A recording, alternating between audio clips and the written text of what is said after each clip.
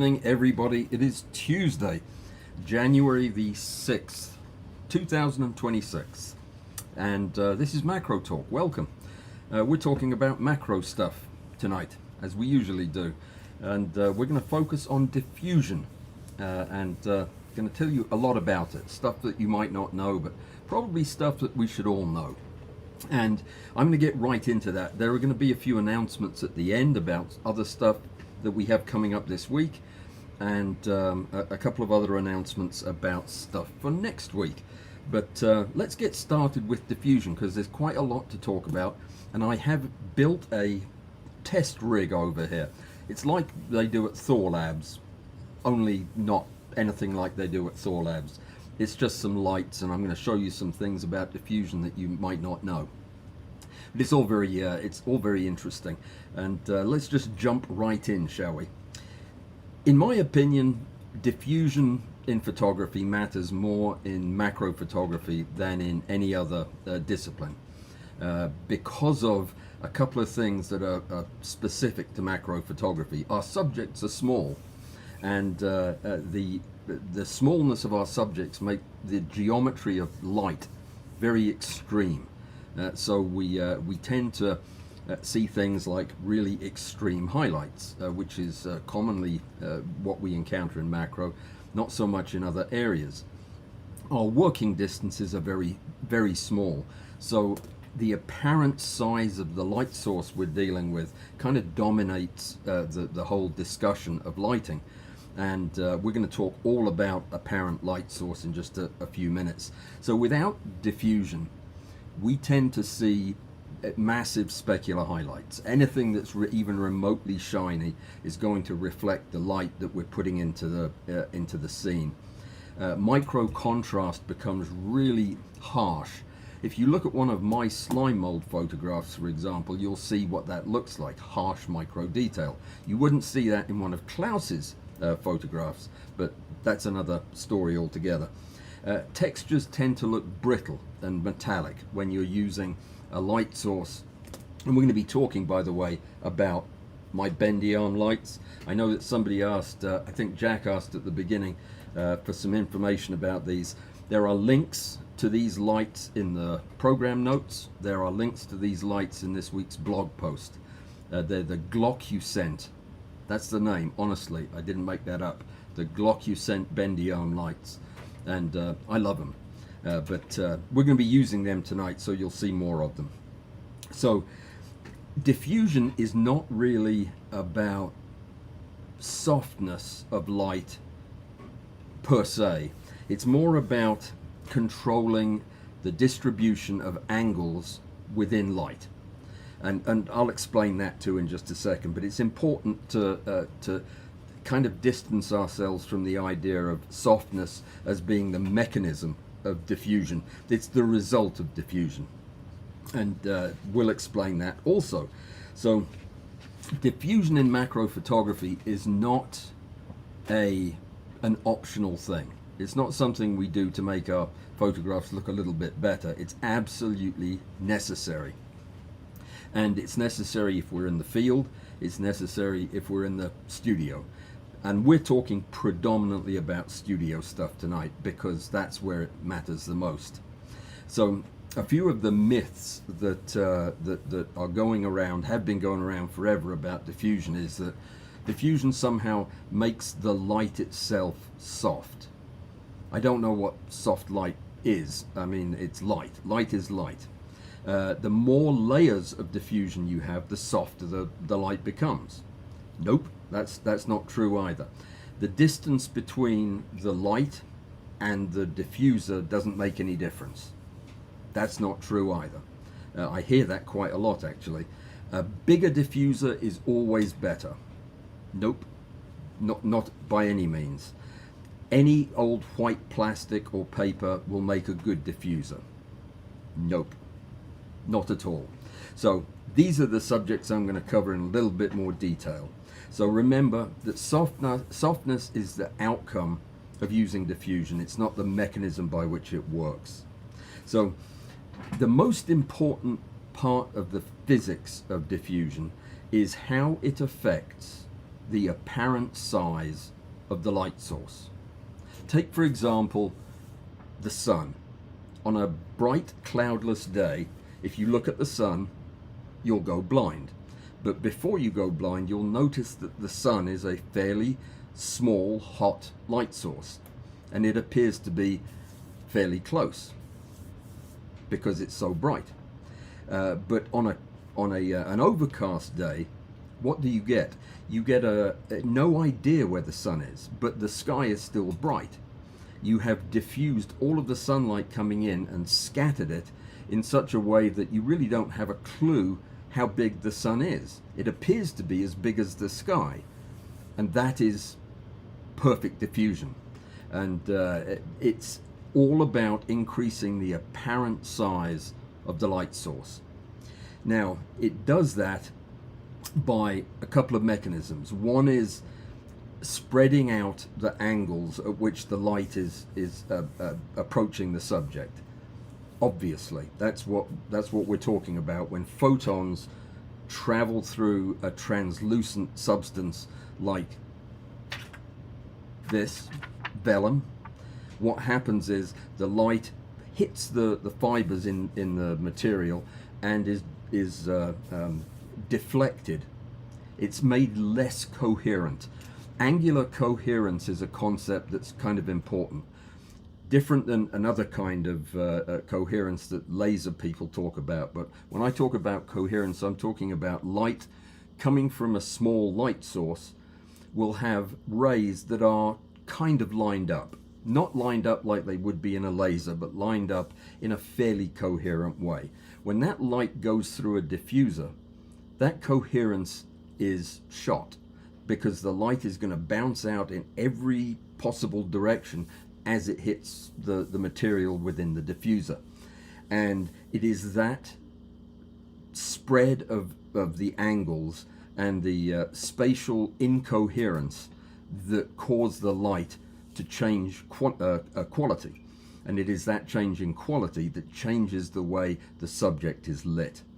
So the apparent size of the light source is the most important thing.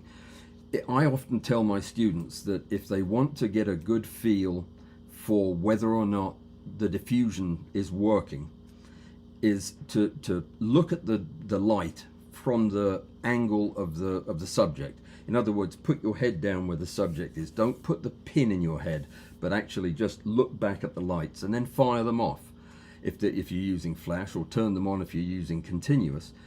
Can you see the light source? Or does the light source appear to have spread over all of the diffusers? If it has, you're diffusing the light appropriately. But if you can still see the light source through the diffusion, then you're not. And that is kind of the most important thing, is the apparent size of the light. The bigger we can make it, the more effective the diffusion. All right.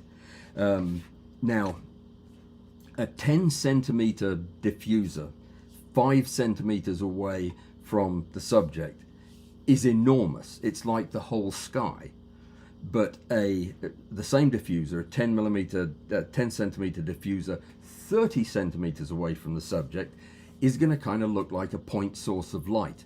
So position is incredibly important, and that's most of what I'm going to bang on about, because there are so many misunderstandings about the best way to do this. Now, specular highlights. Do you know what specular means? Specular it's from the Latin speculare or something like that, which means mirror.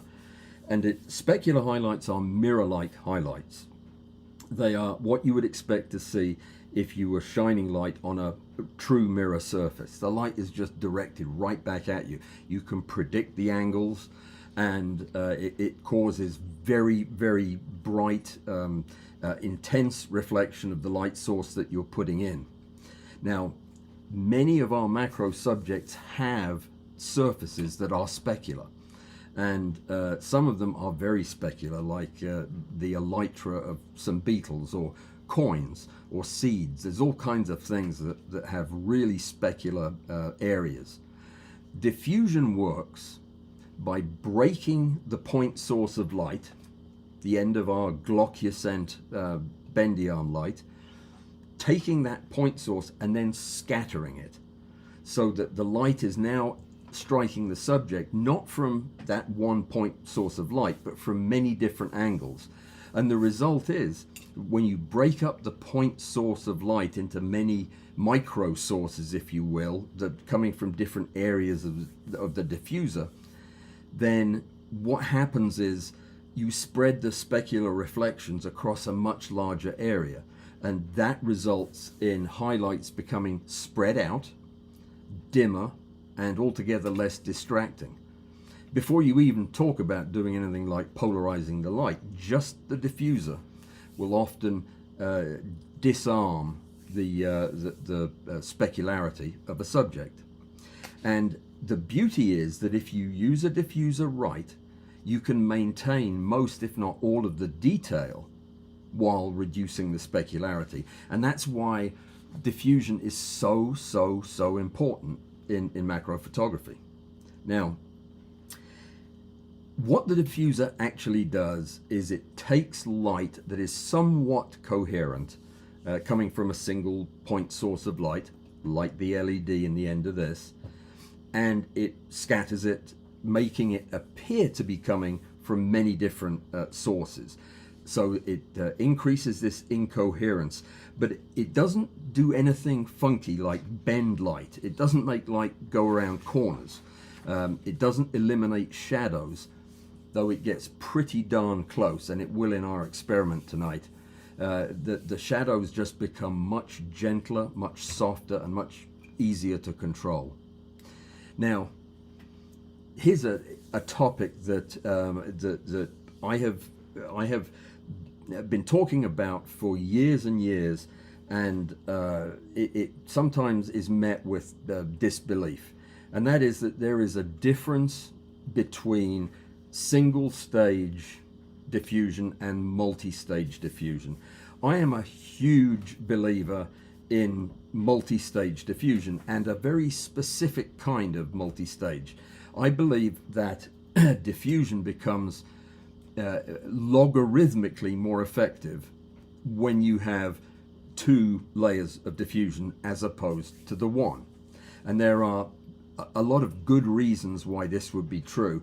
Interestingly, there are no, you will hear me talk endlessly about using diffusers at 1/3 of the distance between the light and the subject, and the second diffuser at 2/3. So you're evenly placing the diffusers.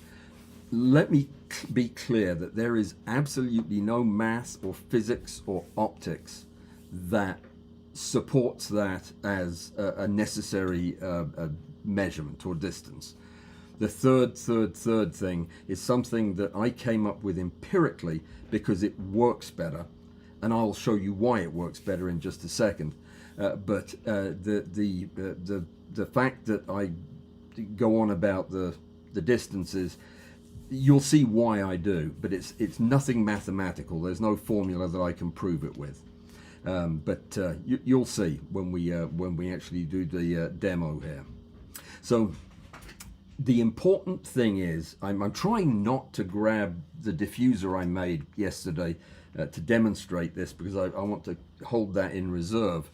But if you have two diffusers like this, one of them close to the light source, or let's say one nearer to the light source and then one nearer to the subject, they are both doing fundamentally different jobs. And that is what is so important about having multiple layers of diffusion. The first diffuser, the one that's nearer to the light source, I almost broke my rig there. The one that's nearer to the light source, this has one very important job to do, and that is to break up the geometry of the emitter.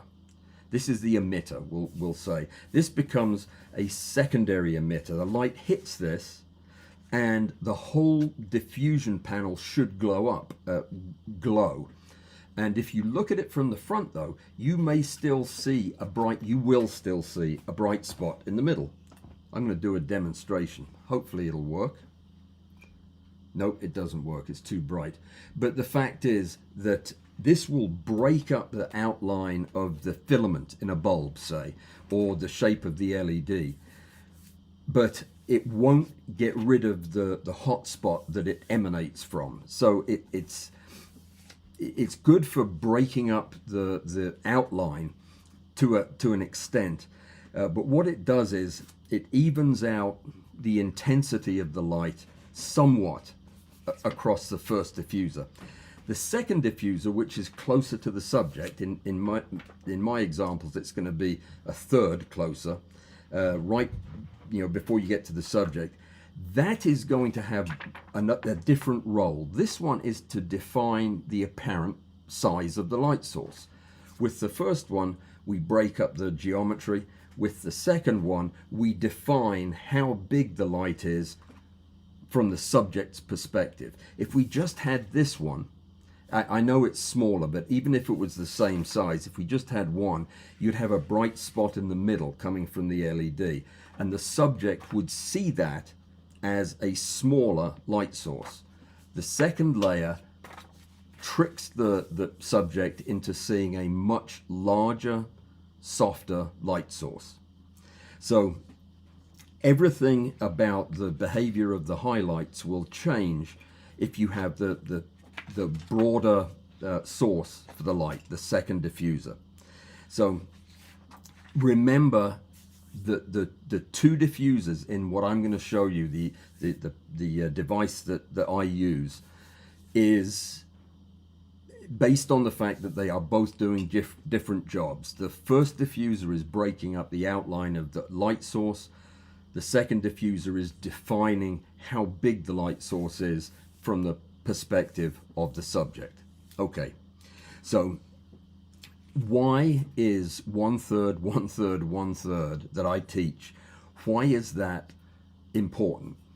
Well, it is very important that the first light source in relation to the first diffuser be far enough away that if you place it directly on the light source, it won't diffuse. You'll actually see the filament of the light bulb or the LED right through the diffuser because it's so close. The light needs to spread out some before it hits the first diffuser. Now, that doesn't need to be 1/3, but in my case, 1/3 is always easier to demonstrate and figure out. Now, the second diffuser needs to be far enough away from the first diffuser that it is not simply replicating the image that forms on the first diffuser. In other words, if you have your first diffuser and the light shining on it, you will have a spot of a certain size. If your second diffuser is too close to it, it'll simply pass that on because the light won't have room to scatter, and it will look much like it does at the first one.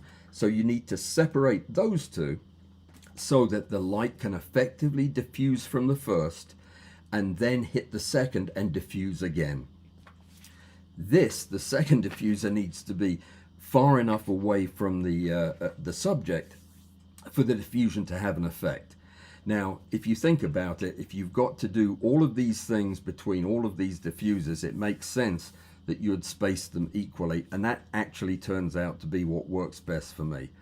So every time I build a new kind of diffusion device like the thing I'm getting ready to show you, it is predicated on the fact that I want 1/3, 1/3, 1/3 to be the spacing between the light, diffuser 1, diffuser 2, and the subject.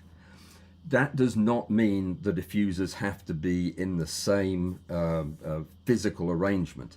The thing I'm going to show you holds both diffusers, but it's equally effective to put the second diffuser, for example, as a tunnel over the subject, which is what I used to do mostly.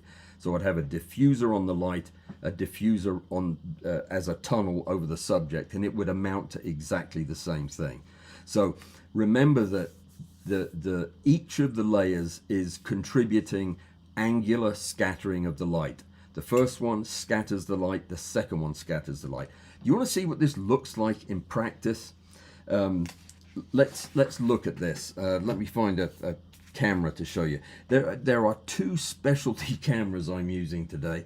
One is called the, I haven't made up a name for it yet. We'll call it the bendy light camera, which is I think it's this one. Yes, this is going to show what happens when I shine a light source at a subject, and I'm using a pen just because I can use a pen. I didn't have anything more interesting handy. So let's just turn on this this light, and what we can see is, well, you can't see the shadow, can you? Because we're looking at the wrong thing. But you can see how the light is impacting the pen, and also, if I take it away, you'll see that there is no light from the computer screen or anything that's interacting that much with it. So it's primarily from this light source. All right. I also have what's called a shadow cam. I just made that name up, but I'll show you what the shadow cam looks like if I can find it. Here it is. This is from above, and it's looking down at exactly the same scenario.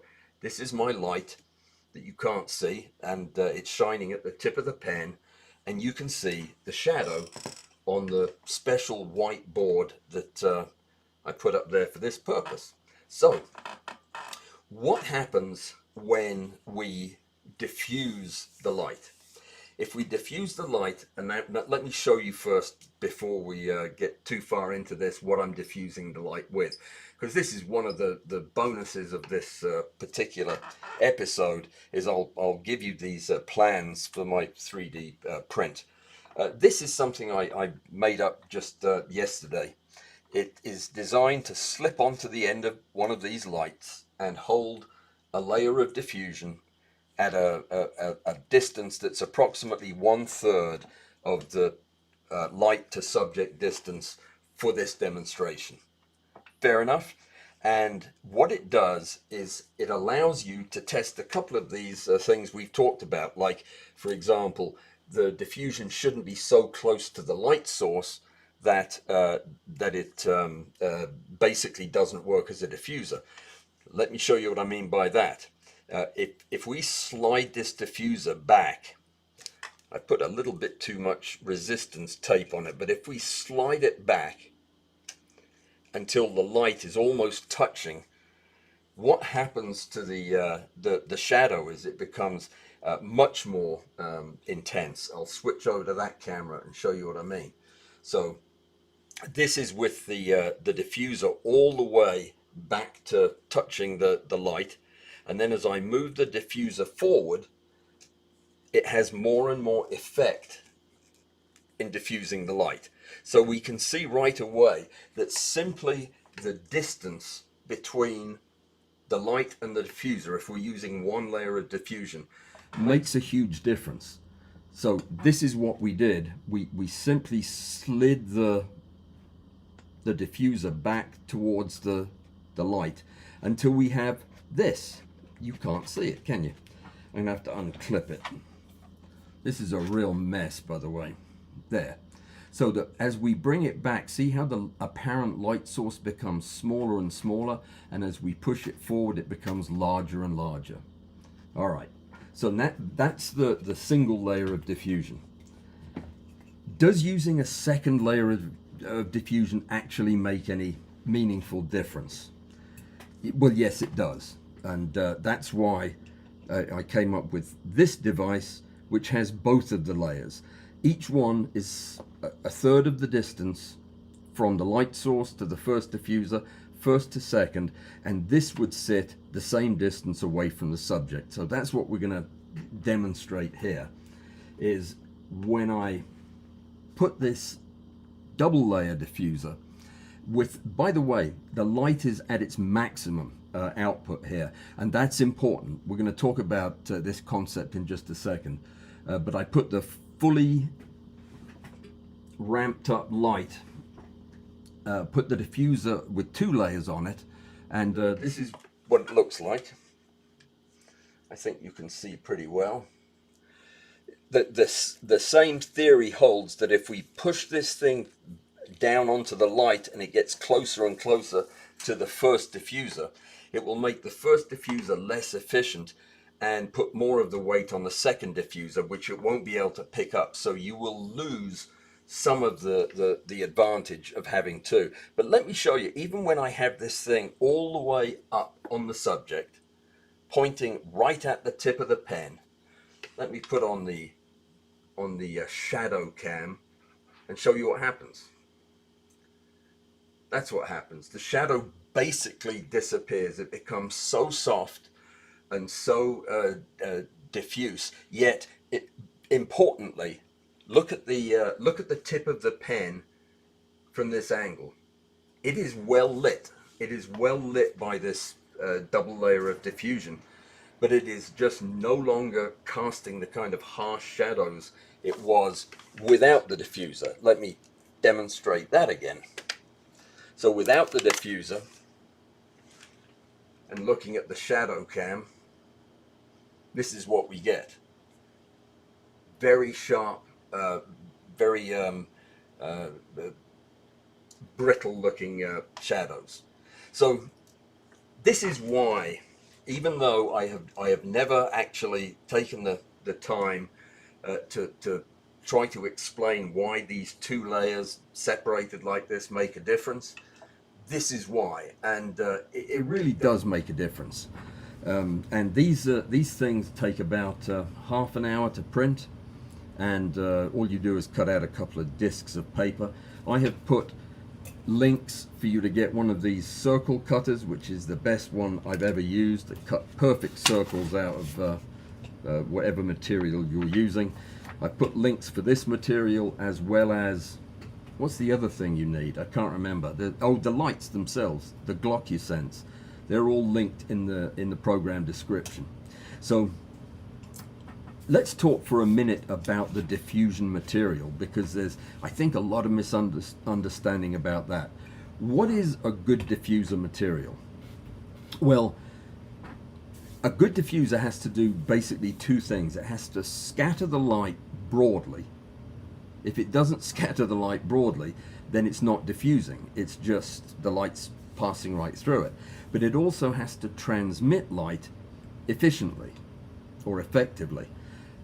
What I mean by that is, you can have a diffuser that is very dense, that scatters the light beautifully, but hardly any of it gets through.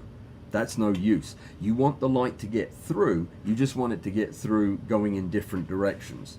So poor materials are materials that absorb too much light, they scatter the light unevenly, or worse yet, they add color to the light.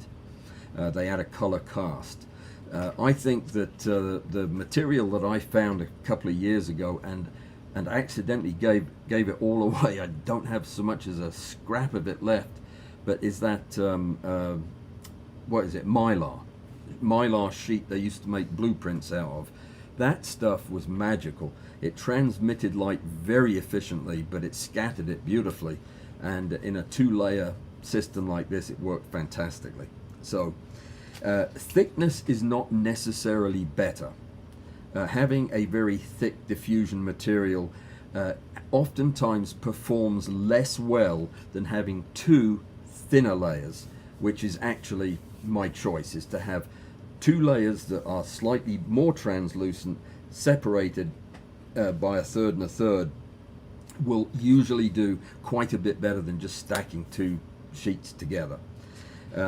When you have thin layers, it allows you to preserve brightness and control the shadows better. Really, at the end of the day, and I'm sure the people at Lee are not going to be happy about this comment, but the geometry is much more important than the material. The material is, you know, it's what it is. I'm not saying they're all good. Some of them are bad, but when you get one that passes light through efficiently and scatters light effectively, then you know, it matters now where you put it, not how much better you can scatter the light. So it helps to come up with shapes that work. If you're into using curved shapes, I know a lot of these store-bought diffusion devices have curved or bulbous surfaces. I'm not sure it really makes any difference, In my case, I would rather have a straight forward pointing light passing through flat surfaces. I pretty much know where the light's going to go. It's just easier to work with. Now you might think that this is awfully big. That's deliberate, that's on purpose. We want our bee to see an overcast sky, not a slightly bigger ball of light. We want it to see overcast, and that's the whole idea. So there are problems that you might not think of when you're talking about diffusion that are worth mentioning. One of them is over diffusing. You can go overboard, and I have gone overboard on several occasions and added a third layer of diffusion, and it can really strip the subject of contrast in the details. It can render the light so flat that you lose all directional cues. You have no idea where the light is coming from at all, and that is obviously not the ideal circumstance. You want some directionality for the scattered light, not none at all. It produces images that are really flat and clinical, not particularly attractive. But you know, if you're looking for that look, then that's the way to get it, is add more diffusion. Is there a difference between using a brighter light source and diffusing it more heavily, or using a dimmer light source and not diffusing it as much? Do you think that will make any difference? If on the other side of the diffuser, if your light meter reads exactly the same for both light sources, have you accomplished the same thing? Absolutely not. And this is one of the most important concepts of all. If you shine a dimmer light through a less effective diffuser, you are going to end up retaining the geometry or the shape of the light source. In fact, it's counterintuitive, but it makes much more sense, and it is practically much more effective to use a brighter light and heavier diffusion than it is to use a dimmer light and light diffusion. The light diffusion gives you a level of inefficiency that kind of undoes the whole idea of the dimmer light source. When I'm using these glaucusants, I have them powered up to full power, and I use my diffuser to change the quality of the light, because that's really what it does. The brightness of the light, the intensity of the light is what kind of defines the geometry of it, the direction of it. It's the diffusion that defines the quality of it, and that's very important. So diffusion isn't about making the light softer, it's making the light behave the way you want it to, so that you can get the photographs you want. And it makes a big difference. If you are still on the fence about whether or not having two layers of diffusion equally separated, if you still think that sounds like witchcraft, try it. Try it one time. You don't have to build anything to do it. Just try 2 layers of good diffusion with a bright light source behind them and see what kind of effect it gives you. I will use 3 or 4 or 5 of these at the same time to get the directionality of the light that I want. But the important thing is that the quality of the light is consistent across the whole scene. And this is important. So in terms of physics, when we talk about the quality of light, not the quantity, not the brightness, but the quality of it, we're talking about what is the distribution of angles of light that are hitting the subject. Are they coming from all one direction, or are they coming from everywhere? If they're coming from everywhere, we call that light soft light or softer light. The spatial coherence, in other words, the direction in which the light rays are traveling similar to one another, will determine the quality of light. The less coherent they are, the softer the light will appear. and that's very important. The apparent source size that we've been talking about all along is also crucial to determining the quality of the light at the subject. If it is taking the light from a gigantic sky-sized light emitter, it is going to appear softer and give you a more pleasing kind of light.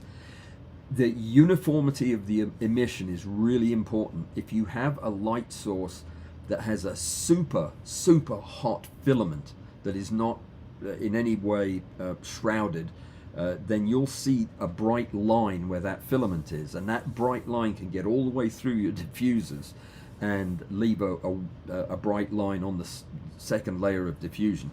So the uniformity of the emission is important. It's one of the reasons I like LEDs as much as I do, because they do have a uniform emission of light from the actual light source. And one thing that is important in understanding the quality of light is how stable the actual spectrum of light is. Sometimes as cheaper lights heat up and cool down and wear out and get old, the spectrum of light they put out changes, and that can make a huge difference in photography, obviously. But we won't talk much more about that, because that's really more of a light source issue. Let me tell you something else about diffusion that you might not be aware of. When you diffuse light, let's say you're using one of these lights to light a subject, and you're using a microscope objective, which I forgot to bring over. But you have here's something that looks like a microscope objective. It's a tube lens from an old microscope, but you are positioning your light just as you're supposed to, adjacent to the objective, but pointing forward, because you don't want light getting into the objective that is not reflected off your subject, right? That would be the kind of extra light that would cause loss of contrast and softening. So this is the important point. When you diffuse light, you lose the ability to predict its direction nearly as well. So putting a diffuser, let's actually put a diffuser on our light source. When we do that and then position the objective in what we think is a safe position, we may actually be putting it in harm's way. Light may be diffused into our objective because we can't predict the angles that it's getting bounced around at. That's the whole point of diffusion. It's scattering the light, and some of that scattered light can go into your objective directly, and when it does that and starts bouncing around inside the objective, you end up with a loss of contrast and flare and all kinds of other unpleasantries. So if you are using diffusers, which of course you must be using if you're doing studio macro photography, then you must also try to protect the end of your objective with a hood of some kind, like something like this.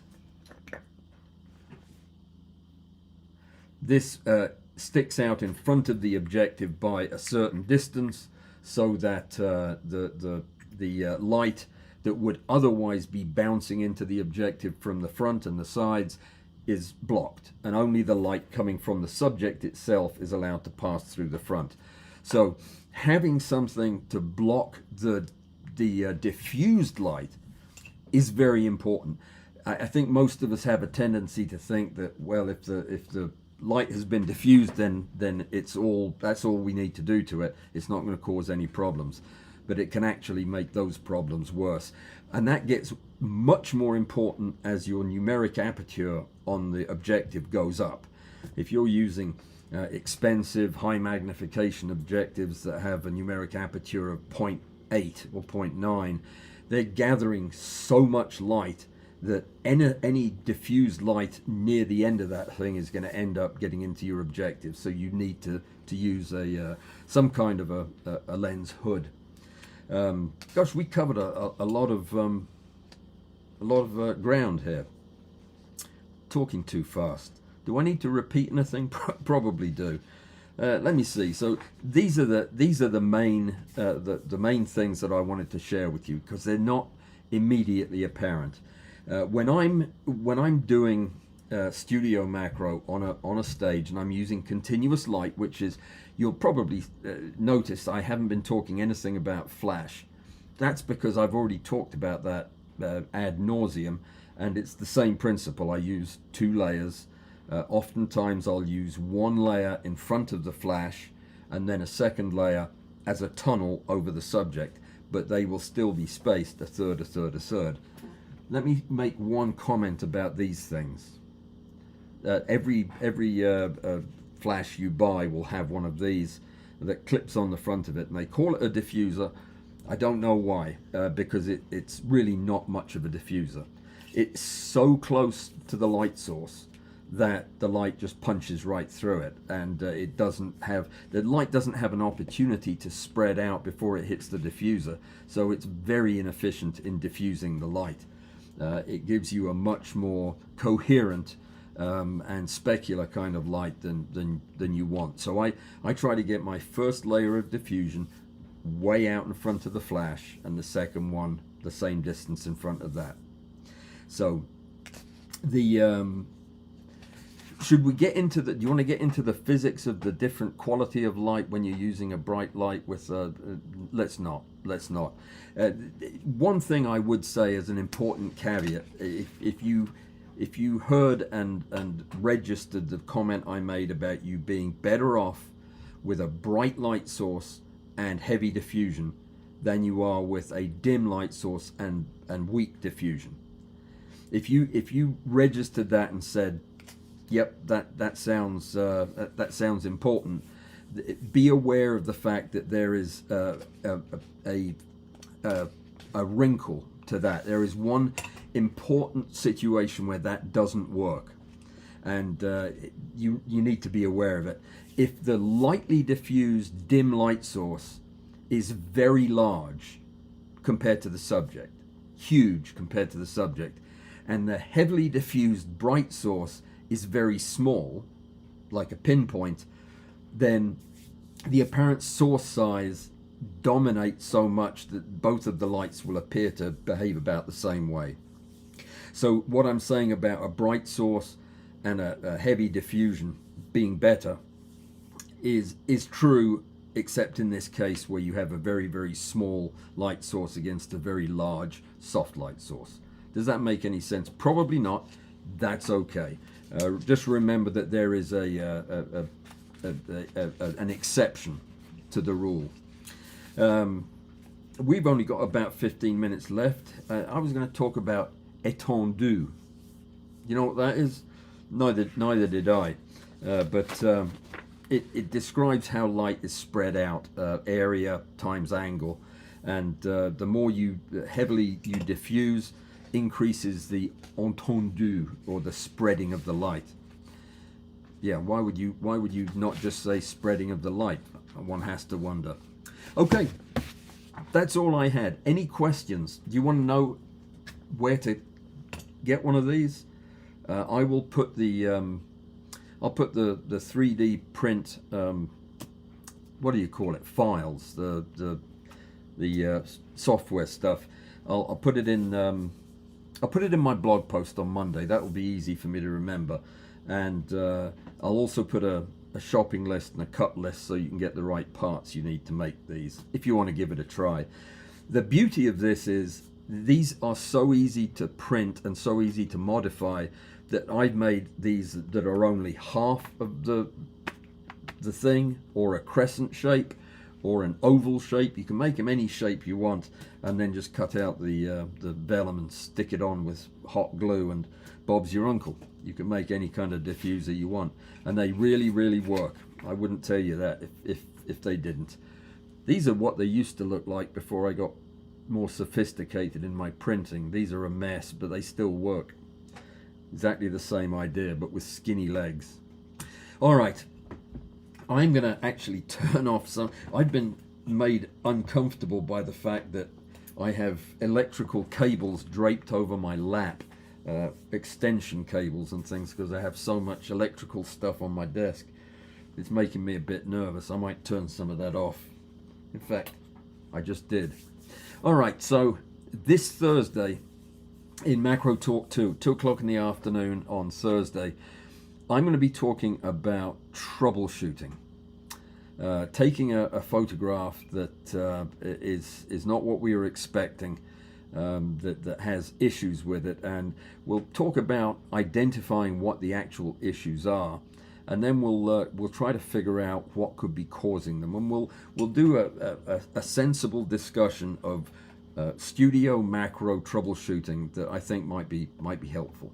I've been putting together a little booklet on troubleshooting for this very purpose, and now's a good time to talk about it, I think. On Friday, 2 o'clock in the afternoon, crystal art with Harold Hall and me. It's free.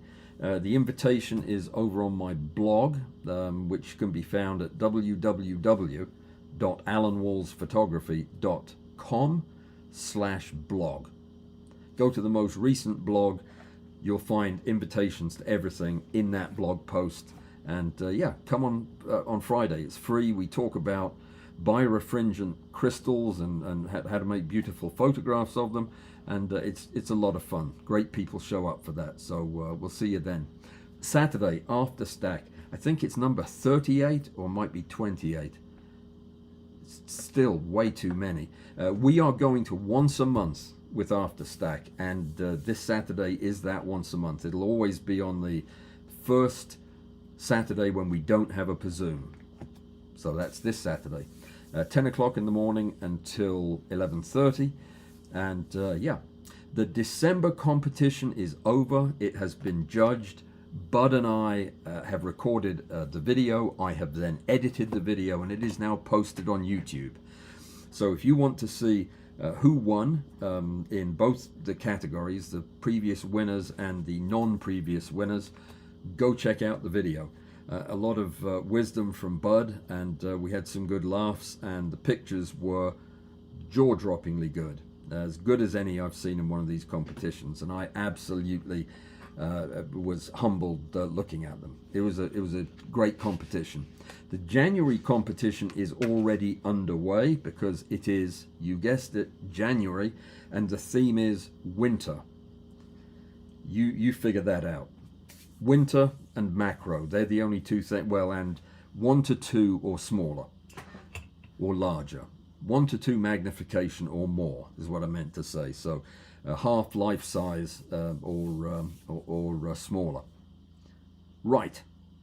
Next week I have a big announcement coming up on Tuesday that it'll be in this slot, and I might just take the whole hour to talk about that announcement.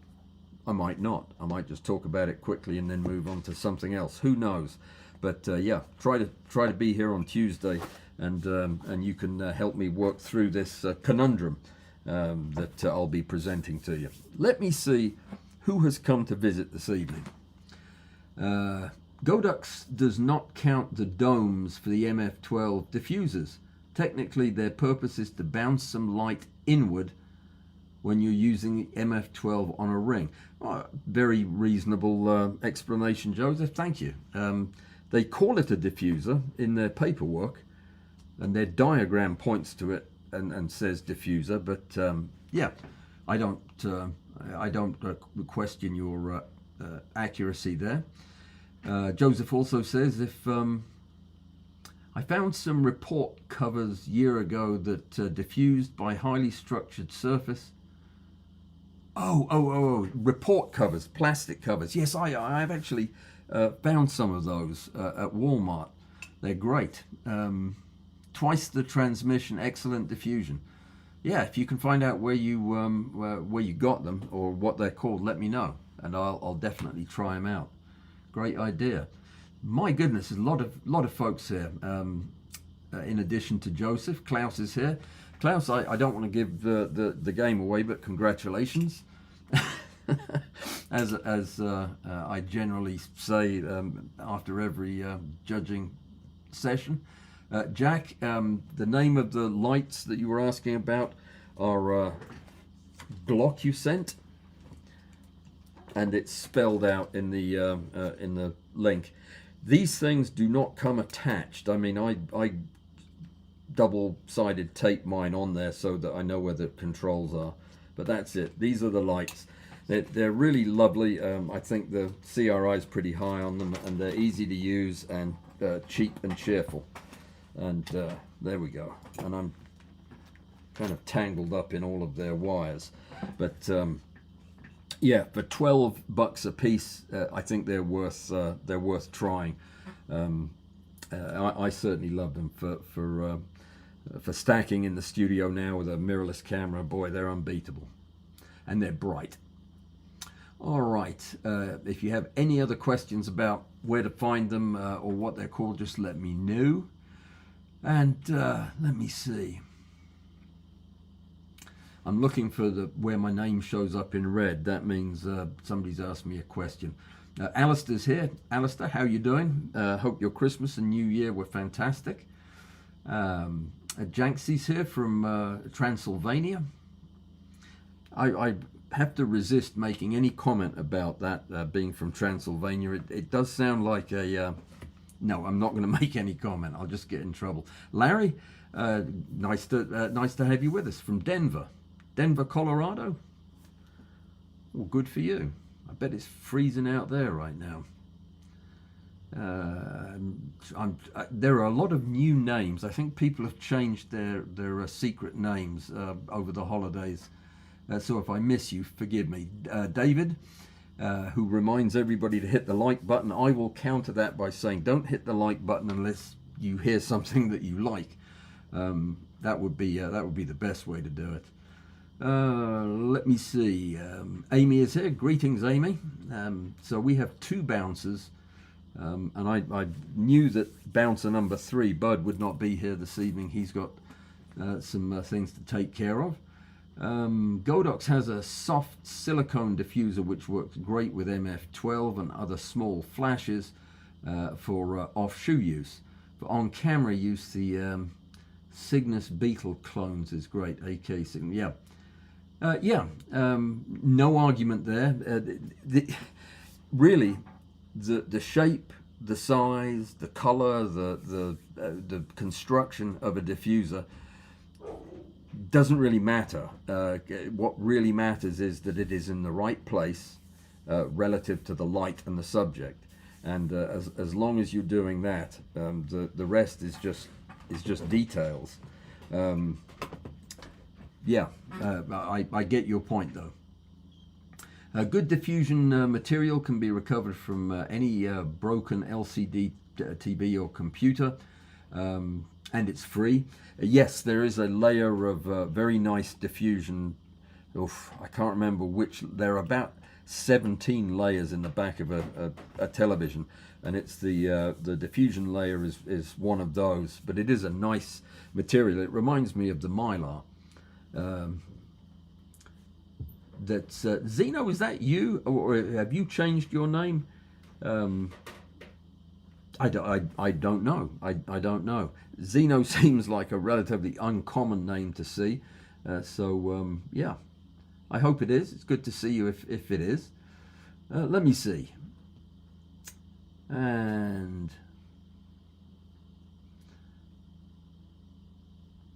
it's a lot of back and forth chat, which I don't understand because I wasn't part of it. Here's a question. Where would you place polarizer material in line with a diffusion material? Okay, once you diffuse light, you cannot undiffuse it. Does that make sense? Diffused light cannot be undiffused. So if you have light that is going in all different directions and you try to pass it through a polarizing filter, then you are going to have what's going into the filter is far less coherent than what is going in if it's already been through a diffusion layer. So what I generally do is I will use either cross polarization or I will use a diffuser, but I won't use both except with birefringent crystals. When I do use both. I put a layer of diffusion before the polarizer.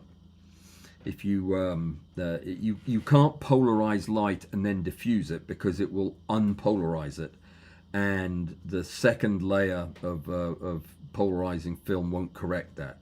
So does that make sense? If you polarize the light first, then it goes through the diffuser. It unpolarizes it. If it goes through the diffuser first and then through the polarizer, then it tries to eliminate all but the those rays that are in the angle of polarity. But I have a feeling if the light's already been polarized, it's going to be significantly greater reduction in light intensity. So yeah, ask Joseph. Joseph will answer that question for you. But my answer is I place it first before the polarizer. All right, let me see.